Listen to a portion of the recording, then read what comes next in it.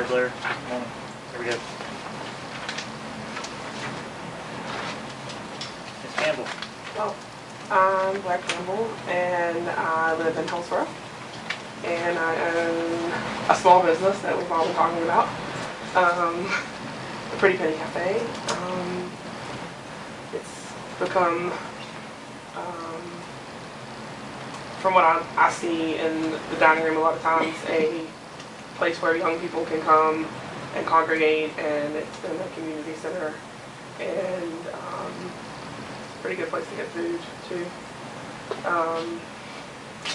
I'm super nervous, and I'm hardly ever nervous, so you'll have to excuse me. I'm nervous too.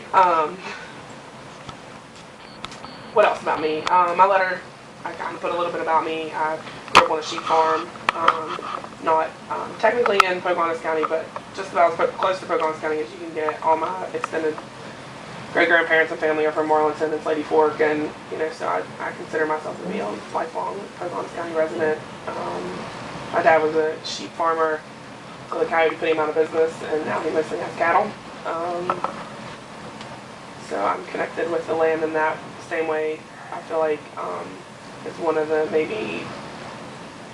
I think kind of when you talk about Dolan and his legacy, I think that it wouldn't be a surprise to most people to say maybe we're really different, but I think that we were the same in a way that he's really connected to the land and the farming aspect of that, and the community aspect of that. I've done a lot of service work in the past, not necessarily service work so much in this county, but I've traveled a lot and done a lot of volunteer service work for people around the world, and done different projects, and did a year of national service with AmeriCorps out in the Midwest, and built homes and worked a lot with low-income families, and understand what it's like to be part of the working class, and understanding what their struggles are, and to make a living and provide for your children, and lived in and visited a lot of places. And one of the biggest assets I feel like we have here in Pocahontas County, and we take for granted, is the water. I've lived in places and been places where water's on ration, or there's not clean water, and to live at my house where I could fill up the pool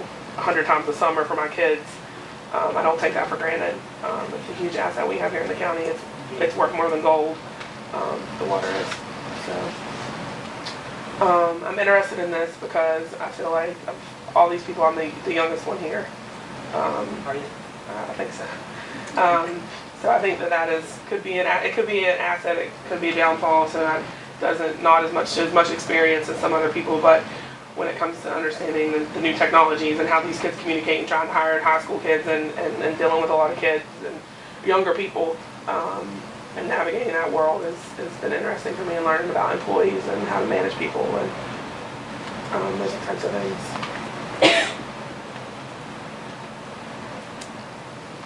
I guess I could probably answer those questions you wanted to ask him. So I spoke a little bit about Dolan's legacy and what he did, and so I just feel like a lot of times in the county we all kind of want to get to the same place, and we have a hard time understanding that we don't have to fight each other to get to the same place we're all trying to get to. So everybody might choose a different road to get to the end point, but I think a lot of us have a lot of common goals and common values and morals, and family structures that it should be a little bit easier sometimes to provide people with the opportunities that they need. That goes with thinking about the monument, or thinking about any other issues that'll come down the road, and just trying to agree and bring people together. I think that's one of my strong points, to understand where different people are coming from, and work in that way, and try to have a balance of that. And I think that sometimes it's my downfall that I see both sides sometimes too much, and then I get a little confused. I'll just interrupt you. I think that's a good quality. I feel that I have one thing I feel I bring to the table in this job is that the ability to see perspectives of other people. And it can change, and often does change my mind. And I think that flexibility and that awareness and being able to sympathize and even empathize with other people's position is beneficial. So, good. Yeah, I think that's definitely a characteristic that I have. Would I run again? I think that a lot of the answers have kind of been the same. I feel like I would have liked to have run before, and Christine ran, and Dolan ran, and they were really good people to run, and I think it was good for everybody to keep their name out of that race. And but I haven't made. I think to my friends and people that are close to me have known that it's something that I've been interested in, and a position that I would like to obtain. I think that there's a lot of benefits to it. I think it would be a really hard job. I think it's a lot of hard conversations you have to have with people, and toe the line of offending people and saying what you really mean. Right. But finding that balance is something that I do in my business a lot. So who's to say exactly what will happen down the road? But I would like to go into it thinking that people would think I did a good job and that I could run again. So 10,000 people. I think 10,000 people is a great goal. I think we have to get there baby steps, and I think that, is that once we get 10,000 people, should we stop? I don't necessarily think that. I don't think that we should. 12,000 people, however many people can live here and appreciate this land the same way all of us who are that live here now. The more the merrier, as far as I'm concerned. I know we don't want to deal with overpopulation, but I think the winter times will keep it. The wintertime will keep us out of that too much. For the summer it might get pretty full, but if we get to a point where we're talking about overpopulation, I'll be honest. But yeah, I think it's a good goal. I think we need more people here. I think we need more young people here.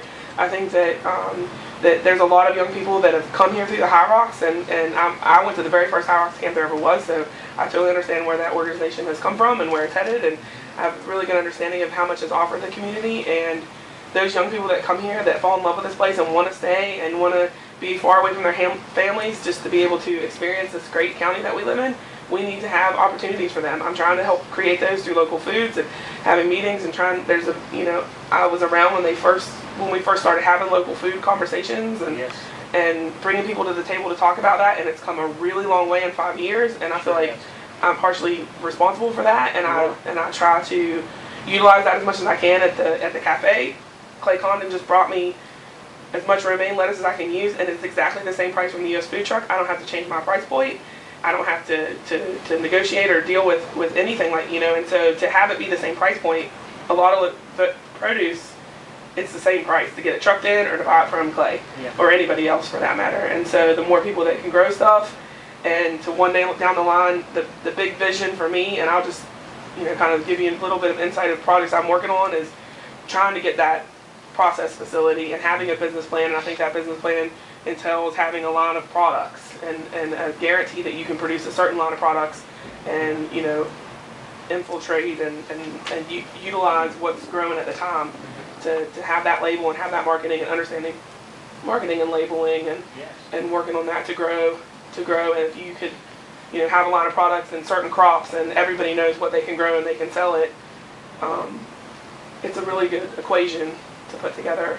If a farmer knows he can grow as many tomatoes as I can buy, it makes it a lot easier for the farmer. Absolutely. The whole balance of supply and demand. Right. As a business, you need to know that you can count on the local produce being available. And they need to know that they can count on that they grow it, that I will buy it.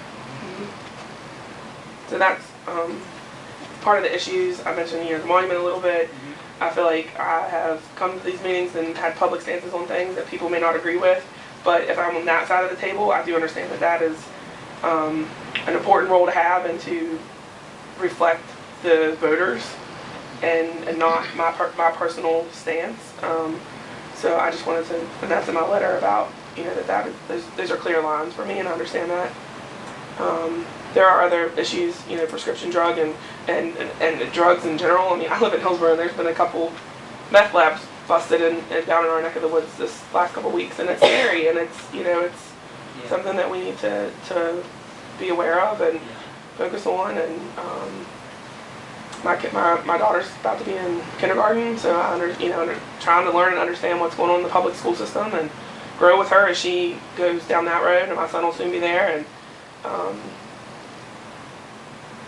but the issues that we face, who knows what's coming up tomorrow. And so I just think that no matter what the issues are that we face, that we work on it together. and the three of us, if I were to be appointed, the three of us would work on that as a team, and just like Pam said, to not, and leave it at the table and do your job here as a commissioner, and not have it be personal. It's business, which is really hard to do in this county. It's really, really hard to do, but I feel like I've gotten a lot of practice at the cafe with that. So Indeed, you have. I don't know if I'm missing one of them. Well, let's see. You've covered them pretty well, I think. I have a lot of energy for this. I know, I do have 2 small children. I have a business to run, but I also have a very wonderful husband who is more than willing to honestly do away with he's kind of tired of dealing with inmates, to be honest with you. He works at the prison for Kirk. And we've talked about this, and if he could take on some of my responsibilities at the cafe. He used to work with me down when we had the park. He's super versed in the food service industry and knows exactly what I do down there, and can help me with the business in a way that he hasn't been able to in the past, and he could go into some of his other endeavors with school and things that he's working on. So that would be my support, and to fill in where I would be at me. And I love meetings. I think meetings are fun. I know people might think that's crazy, but I like to set in meetings. I like to talk on the phone. So I would have space for this in my life, and I would make space for it. It would be something I would take very seriously. I've been grooming Tasha to take over anyway, so it'd be great to throw her in there around when I'm out. So Thank you.